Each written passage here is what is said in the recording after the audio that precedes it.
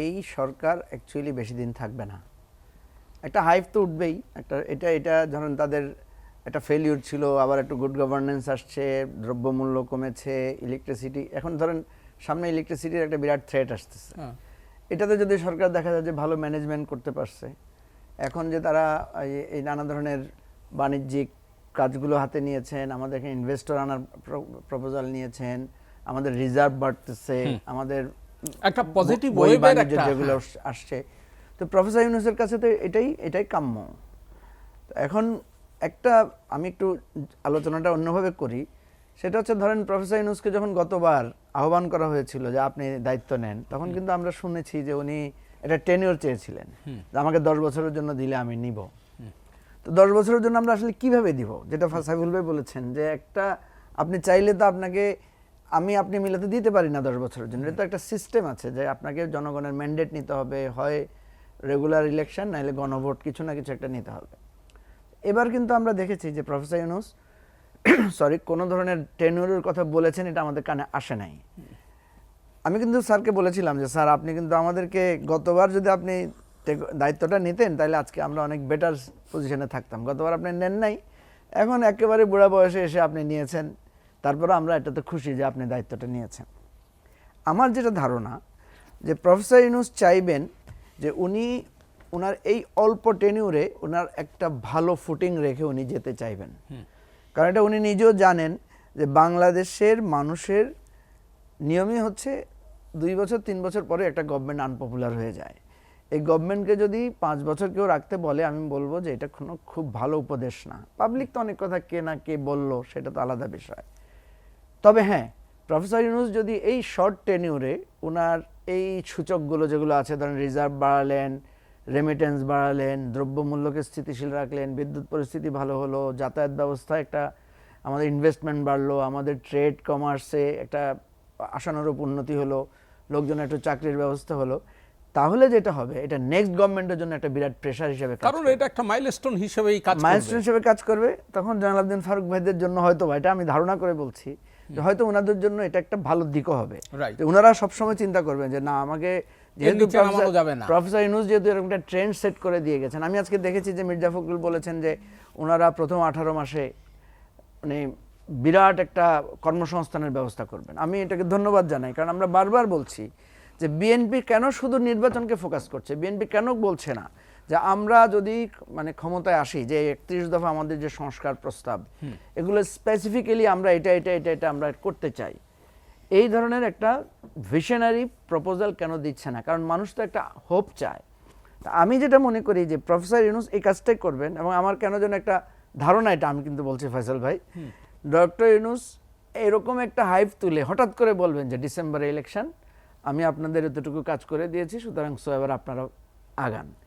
হ্যাঁ, তখন হয়তো সত্যিকার অর্থে রাস্তায় মানুষ নেমে বলতে পারে যে না, আপনি আরো থাকেন, আপনাকে আরো থাকতে চাই, আমরা চাই। একটা গ্রুপ তো চাইবেই নিশ্চয়ই। এটা তো আমাদের দেশে হয়। আমাদের দেশে একটা স্কুলে একটা ভালো হেডমাস্টার যখন চলে যেতে চান, বা একটা ডিসি যখন তার ট্রান্সফার হয়, তখন দেখা যায় যে লোকেরা এসে বলে যে না, আমরা এই ডিসিকে আরো চাই। এটা তো খারাপ কিছু না, কিন্তু তাই বলে কি একটা ডিসিকে ডিসি কি থাকতে পারে? তার যদি ধরেন রিটায়ারমেন্টের টাইম হয়ে যায়, বা একজন শিক্ষক যদি রিটায়ারমেন্টের টাইম হয়ে যায়, আমরা কি দেখেছি যে কোথাও ধরনের হয়? নিশ্চয়ই হয় না। আমার কথা হচ্ছে হ্যাঁ, ভবিষ্যতে কি হবে, যেমন আমরা দেখেছি যে এই আলোচনাগুলো আছে, এই জন্য আমি করছি। আমার আলোচনাকে খুব সিরিয়াসলি নেওয়ার দরকার নাই। যেমন ধরেন আওয়ামী লীগ, কিন্তু আপনি সিরিয়াস আলোচনাই করছেন। আওয়ামী লীগ ধরেন বিচারপতি শাহাবুদ্দিন আহমেদকে প্রেসিডেন্ট বানিয়েছে। অনেকে এরকম আলোচনাও আছে যে বিএনপিকে অনেকে বলে যে এই ডক্টর ইউনূসকে বিএনপি যদি প্রেসিডেন্ট বানিয়ে রাখে তাহলে একটা ভালো হয়, উনি আমাদের একটা সিম্বল আকারে গ্লোবালি ওনার যে একটা ইমেজ আছে, এটা একটা কাজে লাগবে। আমি তো আরো অগ্রসর হয়ে বলতে চাই যে বিএনপি কেন অ্যাপ্রোচ করে না যে ডক্টর ইউনূস বিএনপিতে জয়েন করুক? ঠিক আছে, বিএনপিতে ওনাকে অ্যাডভাইজার হিসেবে, চিফ অ্যাডভাইজার হিসেবে একটা পদ দেখ, ওনাকে একটা দায়িত্ব দিয়ে ওনাকে রাষ্ট্রের ব্যবস্থা করুক।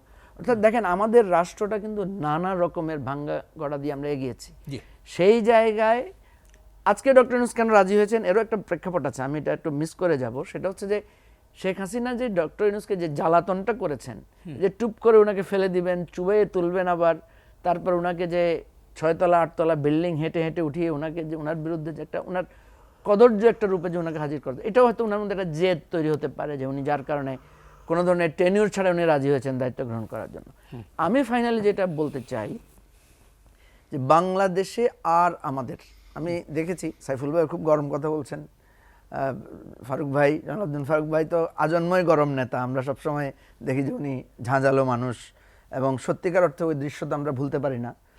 ফারুক ভাইয়ের উপরে যে পুলিশ নির্যাতনটা হয়েছিল, এটা তো বাংলাদেশের হিস্ট্রিতে আমি মনে করি যেটা একটা ব্ল্যাক চ্যাপ্টার, যে হাসিনার পুলিশ কিভাবে মানে কত নোংরা একটা ট্রেন্ড সেট করেছিল।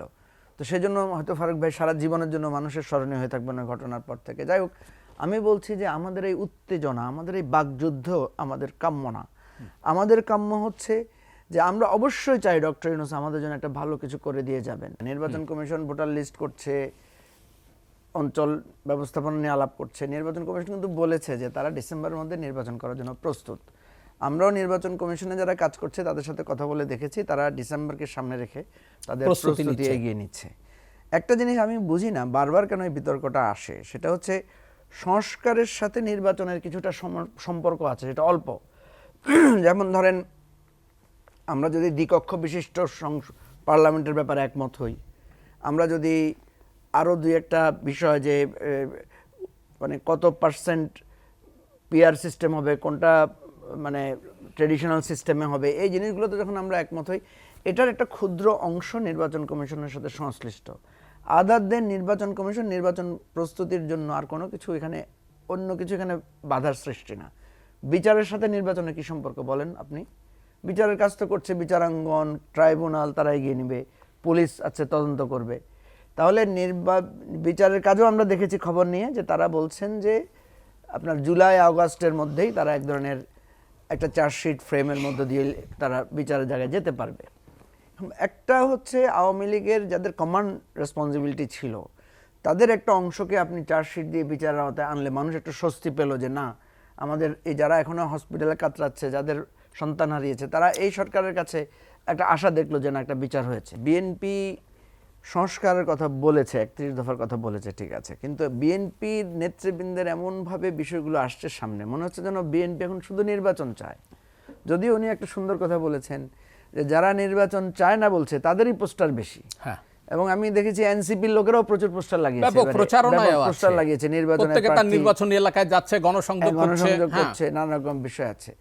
তো দেখেন স্ট্র্যাটেজি কি, ওরা বলছে নির্বাচন চাই না, কিন্তু নির্বাচনে নেমে গেছে। অথচ বিএনপি হচ্ছে উল্টা, বিএনপির তেমন কোনো পোস্টার আমি দেখি না, কিন্তু বিএনপি সারাক্ষণই নির্বাচন। জামাতে ইসলামও কিন্তু ধীর লয়ে মানে আস্তে আস্তে একটু নির্বাচনের কথা বলছে, কিন্তু তাদেরও প্রচারণা। যেটা বিএনপির সবসময় বলি যে বিএনপির আন্দোলন সংগ্রাম সব ঠিক আছে, কিন্তু বিএনপির একটা স্ট্র্যাটেজিক জায়গাটাতে বিএনপি যদি আরেকটু মনোযোগ দিত, তাহলে যেমন বিএনপি শুধু নির্বাচনে ফোকাস করছে, কিন্তু বিএনপি যদি একই সাথে 3টা রোডম্যাপ চাইতো, যে বিচারের রোডম্যাপ দেন। বিএনপি নেতারা একবারের জন্য তো আপনার ট্রাইব্যুনাল ঘেরাও করে না, বা ট্রাইব্যুনালের নেতাদের সাথে বারবার ওনারা প্রফেসর ইউনূসের সাথে দেখা করছেন শুধু নির্বাচনের রোডম্যাপ দেওয়ার জন্য। ওনারা কি আইন উপদেষ্টার সাথে দেখা করে বলেছেন যে আপনারা বিচারের রোডম্যাপ দেন? ওনারা কি ধরেন আপনার অন্যান্য যেই ইয়েগুলো আছে, যেমন ধরেন গুড গভর্নেন্সের ইস্যু আছে, আর অন্য বিষয় আছে, সেই জায়গায় করেছেন? করেন নাই। যদি এটা করতেন তাহলে দেখা যেত মানুষ বলতো যে না ঠিক আছে, কিন্তু বিএনপি দেখা যাচ্ছে ইলেকশনকে বেশি ফোকাস করছে। এবং এটা তো বিএনপিকে বুঝতে হবে কৌশলগতভাবে যে যেহেতু এখন আওয়ামী লীগ নাই, আওয়ামী লীগ যখন না থাকবে, আওয়ামী লীগ সাপেক্ষে বিএনপি অনেক জনপ্রিয়, যখন আওয়ামী লীগ নাই তখন এই বিএনপি এখন আমরা দেখছি যে ওনাদের সাথে জামাতের সাথে খুব দূরত্ব তৈরি হচ্ছে।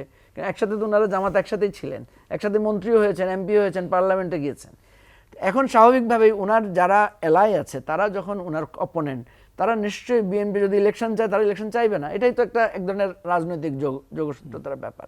এই জায়গাটায় যদি বিএনপি স্ট্র্যাটেজিক ওয়েতে আগাতো, তাহলে আমরা সংস্কারের জায়গাটাও সংস্কার কমিশনগুলোর কাছ থেকে একটা রোডম্যাপ পেতাম, বিচারের একটা রোডম্যাপের প্রেসার থাকতো, ইলেকশনের রোডম্যাপ। অসংখ্য ধন্যবাদ। এটা হচ্ছে ওই যে মানে বাংলাদেশের মানচিত্রের মতো, সেখানে নদীও দেখা যাবে, সড়কও দেখা যাবে, রেল লাইনও দেখা যাবে।